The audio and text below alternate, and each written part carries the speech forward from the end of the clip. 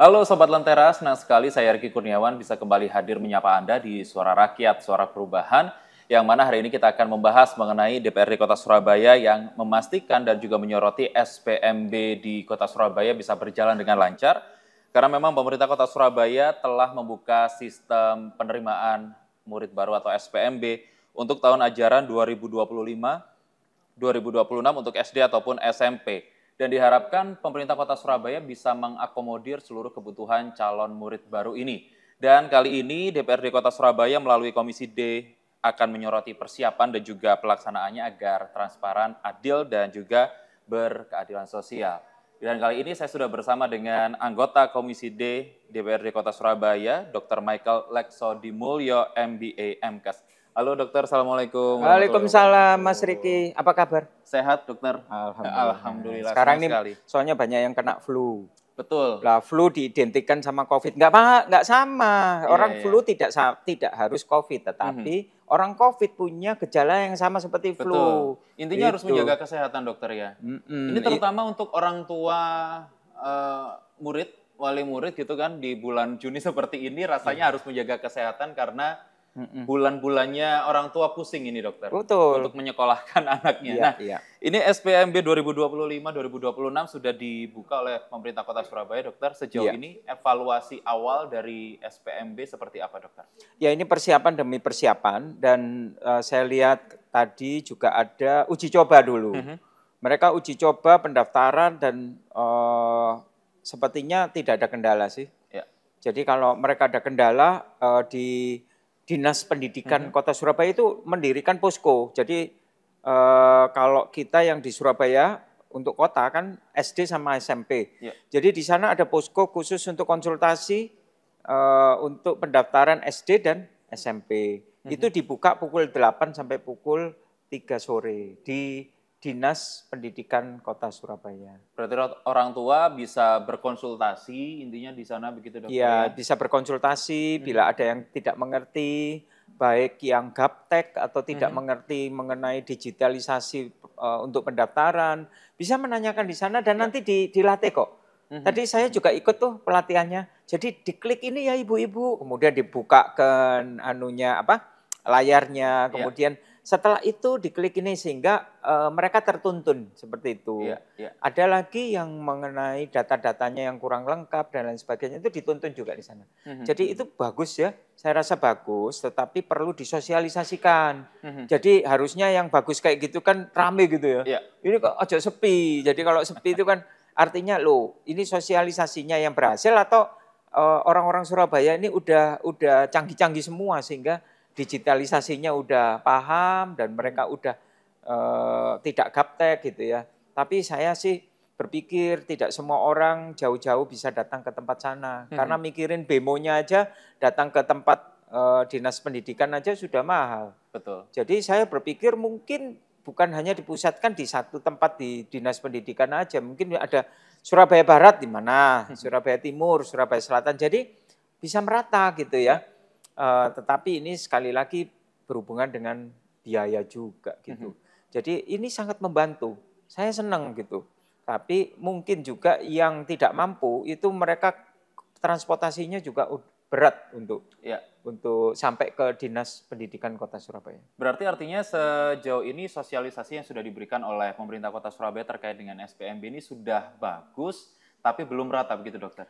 Sudah bagus dan saya semoga aja mereka yang tidak datang konsultasi bukan berarti mereka tidak mengerti ya, tapi harapannya mereka sudah paham dan mereka sudah bisa nanti pada waktu benar-benar terlaksana tidak ada yang kebingungan seperti itu. Dan perlu diketahui bahwa SPMB ini kan menggantikan nama dari penerimaan calon peserta baru di tahun sebelumnya yang menggunakan nama PPDB begitu ya, dan menghilangkan beberapa kriteria seperti zonasi salah satunya. Nah sejauh ini apakah Dr. Michael juga meyakini bahwa SPMB ini menjadi salah satu solusi yang cukup baik untuk pemerataan pendidikan khususnya di Kota Surabaya dokter? Ya itu salah satunya sih. Jadi menghapus zonasi itu sekarang diganti mengikuti domestik. Saya mikirnya wah ini udah bagus ini. Karena orang yang tidak mampu, dia akan mencari pekerjaan yang tidak sama dengan KTP-nya gitu loh. Betul. Jadi KTP-nya misalnya di wilayah Surabaya Timur, tapi dia ternyata dapat pekerjaan di Surabaya Barat, sehingga dia kos di Surabaya Barat, keluarganya dibawa ke sana, dan akhirnya anak-anak agak sulit juga itu tempat pekerjaannya, rumah kos atau kontraknya di Surabaya Barat, sedangkan sekolahnya ditaruh di Surabaya Timur. Nah seperti itu. Jadi ternyata kata-kata domisili itu kembali lagi ngikutin KTP juga gitu ya. Betul. Jadi akhirnya kami juga menemui beberapa kendala terhadap teman-teman yang anaknya di rusun, warga yang di rusun. Gitu. Dan ini kan pasti dalam pelaksanaan SPMB 2025 ini kan ada evaluasi-evaluasi begitu ya dari PPDB sebelumnya, dokter di tahun-tahun sebelumnya. Nah, dari evaluasi 2024 yang bisa dijadikan solusi baru untuk di tahun 2025 ini seperti apa, dokter? Ya, ini masalah ya tadi itu ada yang waktu yang lalu dari radius, kemudian dievaluasi kebocoran-kebocoran, kemudian yang dikatakan Pak Wali itu ternyata nanti ada kakak susulan gitu ya. Istilahnya kalaupun dia ada yang dari luar kota atau luar daerah Surabaya, dia bisa masuk menjadi kakaknya di Surabaya. Padahal untuk kuota sendiri di Surabaya itu sudah banyak yang harus dipenuhi gitu loh. Jadi himbauannya bahwa kalau dari warga di luar Surabaya itu sebaiknya kalau memang mau ada surat pindah itu semuanya harus betul. Ya. Jadi karena dia mau sekolah di sekolah favorit, maka diuruskanlah itu yang namanya surat domisili yang membuat KTP dan lain sebagainya. Nah itu yang dihindari gitu loh. Sehingga yang harusnya warga yang ada di tempat itu nggak sampai bisa sekolah di sana karena kuotanya udah penuh gitu. Dan itu kalau ketahuan agak berat juga sanksinya gitu. Berarti ini juga warning terhadap orang-orang di dalam Dukcapil begitu, dokter ya? Betul. Dan juga sekarang agak kesulitan Rizky untuk masalah itu karena sekarang udah digitalisasi. Jadi kelihatan banget ini permainan atau ini betul-betul nyata datanya. Baik. Dr. Michael, nanti kita akan lanjutkan lagi perbincangan kita, dan Sobat Lentera jangan kemana-mana, tetaplah bersama kami di Suara Rakyat, Suara Perubahan.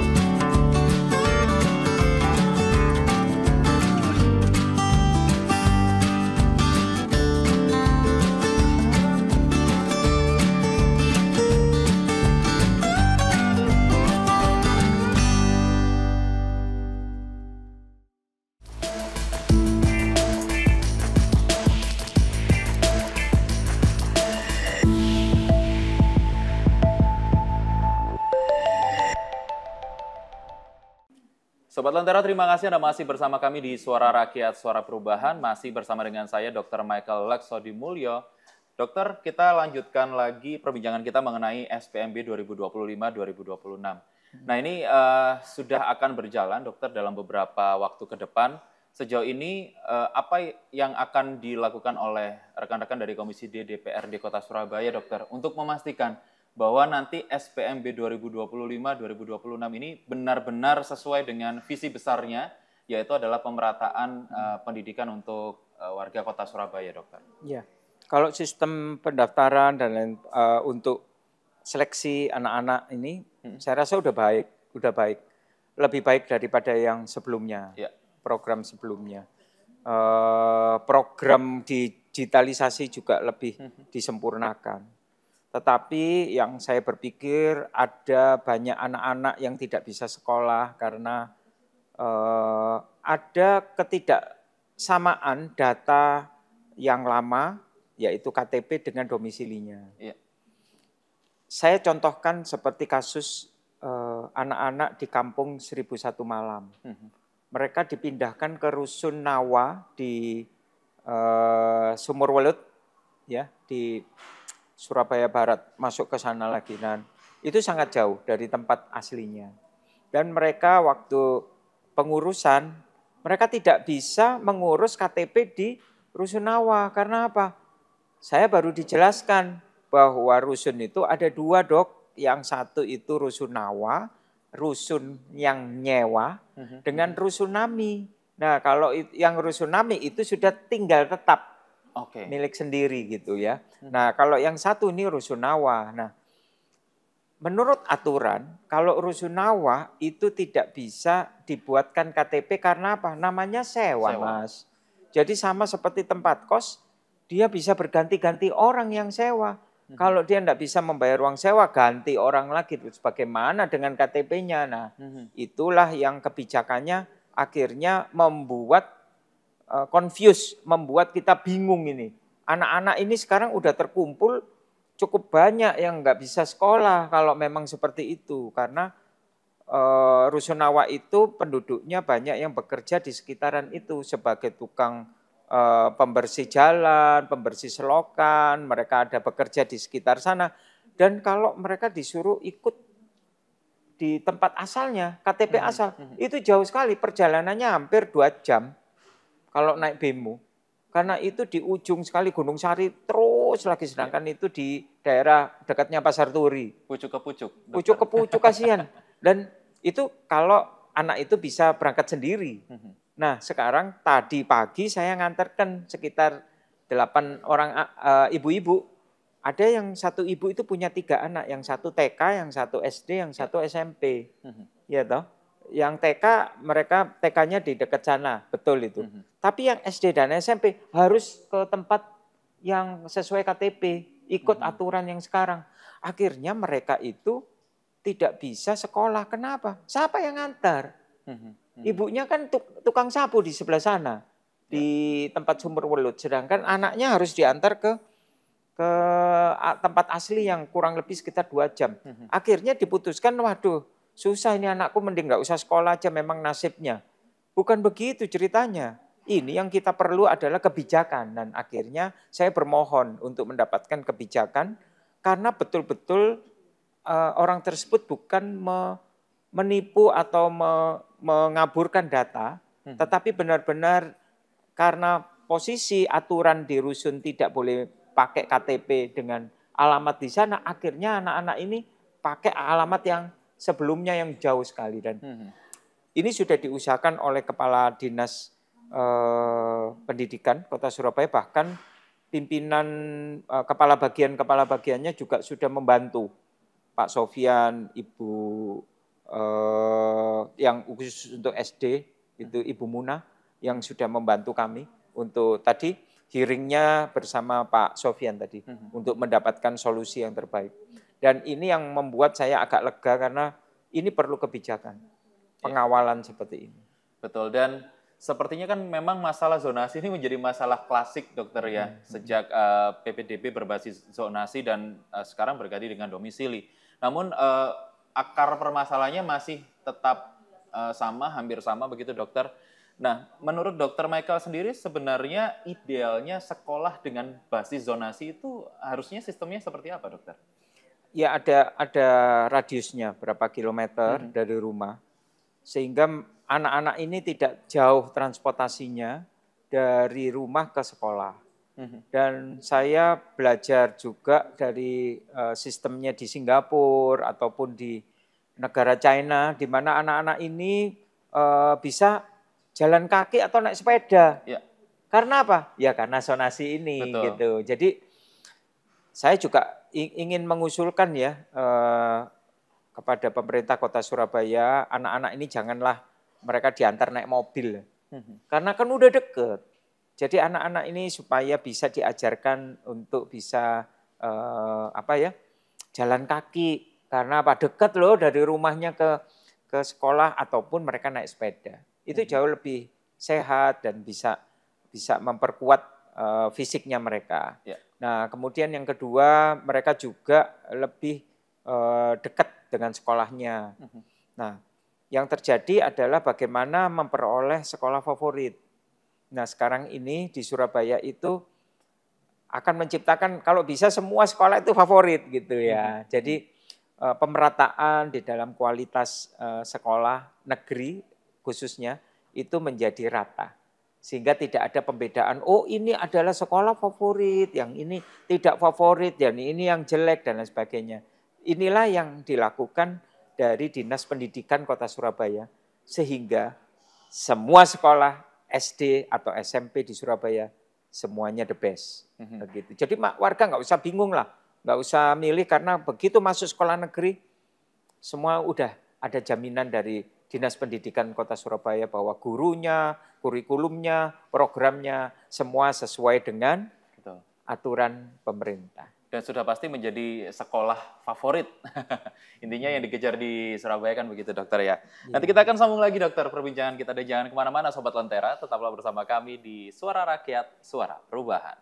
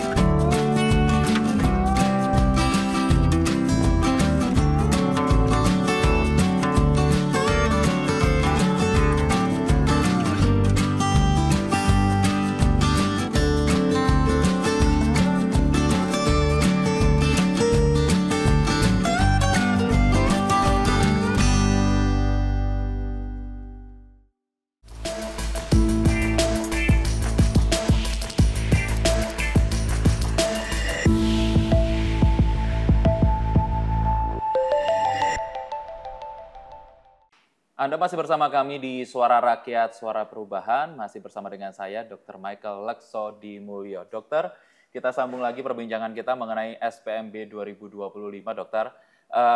Yang saya highlight tadi di segmen yang kedua, Dokter bilang bahwa pemerintah Kota Surabaya itu sebenarnya ingin semua sekolah yang ada di Surabaya itu berlabel favorit, sehingga masyarakat tidak bingung harus sekolah di sini, di sini, di sini, di sini begitu. Karena semuanya sudah pasti dipastikan gurunya oke, fasilitasnya oke, kurikulumnya pun juga oke begitu, Dokter ya.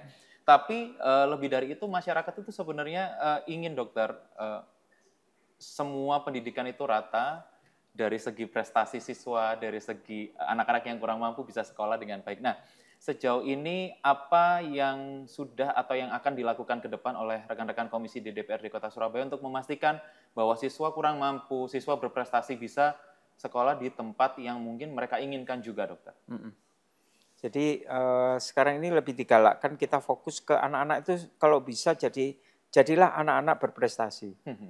Tentunya ada reward untuk anak-anak berprestasi bisa memilih sekolah yang menurut mereka dekat dengan rumah dan mendapatkan yang terbaik begitu ya.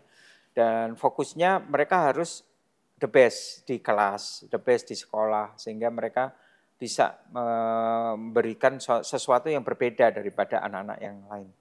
Itu yang pertama tujuannya. Kemudian yang kedua, pemerataan. Pemerataan tidak ada lagi yang namanya yang tidak punya atau prasejahtera. Itu tidak bisa sekolah di sekolah favorit. Karena dia terdepak oleh orang-orang yang mungkin mampu membayar segala sesuatu untuk pengurusannya. Jadi oleh pemerintah Kota Surabaya itu mengusahakan bahwa semua mempunyai standar yang sama. Jadi jangan khawatir. Untuk fasilitasnya juga hampir semuanya mau dipenuhi.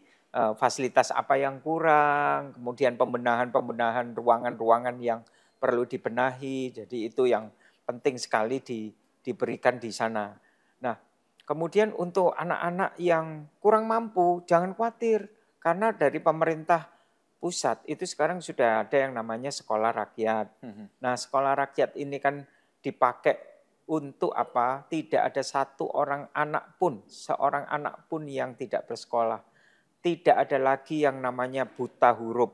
Tidak ada lagi yang orang yang susah sekali untuk mengecam sekolah yang menjadi eksklusif bagi keluarga-keluarga yang prasejahtera. Itu tidak ada lagi. Itu yang mau dihapuskan. Karena pendidikan itu merupakan hak pokok dari warga. Kecuali makan, sembako, dan lain sebagainya. Yang kedua itu adalah pendidikan. Yang ketiga itu tempat tinggal kan. Nah, sekarang kalau memang dari hal yang pokok ini sudah ditata, mulai dari anak-anak, mulai dari SD, SMP, SMA, dan kuliah, maka ya semoga aja untuk kedepannya kita bisa melihat anak-anak ini bisa bertumbuh. Dan terlihat sekali bahwa anak-anak Indonesia itu sebenarnya sangat kreatif loh Mas. Jadi kalau diberikan kesempatan, mereka itu kreativitasnya luar biasa gitu loh. Saya pernah membaca bahwa anak dari Papua itu juara matematika masuk di pertandingan dunia loh Mas. Anak dari Papua, ya, internasional, dan ini merupakan sesuatu yang membanggakan negara gitu. Jadi istilahnya kita itu kalau dikasih kesempatan bisa kok, gitu. Tapi berilah kesempatan. Dan sekarang ini tidak ada pokoknya anak-anak yang tidak bisa bersekolah. Itu yang sekolah rakyat. Kemudian yang kedua, hadiah yang berikut. Sekolah swasta pun bisa digratiskan, Mas. Betul. Sesuai dengan putusan MK kemarin, Dokter ya. Iya, jadi sekolah swasta, waduh, nanti biayanya siapa? Orang sekarang sekolah negeri aja dananya juga agak minimal. Jangan lupa sekolah swasta yang uang sekolahnya standarnya kurang lebih seperti pembiayaan di sekolah negeri. Jadi tidak semua pukul rata sekolah swasta, enggak. Kalau yang standarnya tinggi, uang sekolahnya tinggi, maka dia tidak masuk di dalam standar yang sekolah swasta yang dibebaskan. Jadi kenapa? Karena di samping kita ini susah mencari sekolah, tempat sekolah. Ternyata dari sekolah swasta itu membutuhkan murid. Tetapi mereka nggak punya dananya. Murid-murid juga nggak bisa punya dana untuk membayar uang sekolah swasta. Oleh sebab itu kebijakan itu keluar. Dan itu sangat merupakan kado yang luar biasa loh buat warga anak-anak Indonesia. Karena dengan adanya sekolah swasta yang dibebaskan, tidak ada lagi yang namanya tidak ada fasilitas sekolah yang memadai, nggak ada. Jadi dibukanya seperti itu, sekolah negeri misalnya nggak cukup gedungnya, ada sekolah swasta. Tapi kita perlu di-lock dulu mengenai budget pembiayaannya. Ya. Kalau semua para pihak ini bisa ACC, maka swasta bisa, kemudian negeri pun mereka bisa sekolah. Keren ini, udah keren ini. Betul sekali dokter. Luar biasa. Sejauh ini dokter melihat seperti apa dokter tantangan untuk dunia pendidikan, tantangan utamanya begitu. Karena kan pendidikan ini kebutuhan dasar seperti yang dokter sampaikan tadi begitu ya. Termasuk mungkin anggaran atau mungkin angka putus sekolah yang cukup tinggi mungkin sekarang dokter. Nah, apa yang menjadi tantangan utama kalau dokter melihat dunia pendidikan saat ini? Pemerintah juga punya loh program anak putus sekolah. Dikejar sampai di kecamatan, Mas. Ya. Saya ini pernah lihat. Jadi dari program dari kecamatan, anak-anak yang sudah sekolah udah gratis, males pisan. Senengannya kan main game aja. Dan istilahnya itu mereka kaum bangsawan, bangsa tangyawan gitu. Jadi mereka itu datang bangunnya itu di siangan. Ya. Jadi yo gak sekolah, yo ndak kerja, cuman makan tidur lah. Itu didatengin. Saya sampai kagum loh. Kok bisa nguber anak-anak yang kayak gini? Kalau dulu ya wis biarin aja mau jadi apa, masa depan suram yo karepmu. Kalau enggak ada sekarang. Dikejar Mas, sungguh ini. Sampai di rumahnya, terus apa yang dilakukan? Dibangunin anak ini. Ditanya kenapa kok kamu enggak sekolah? Kemudian didatangkan psikologi anak loh.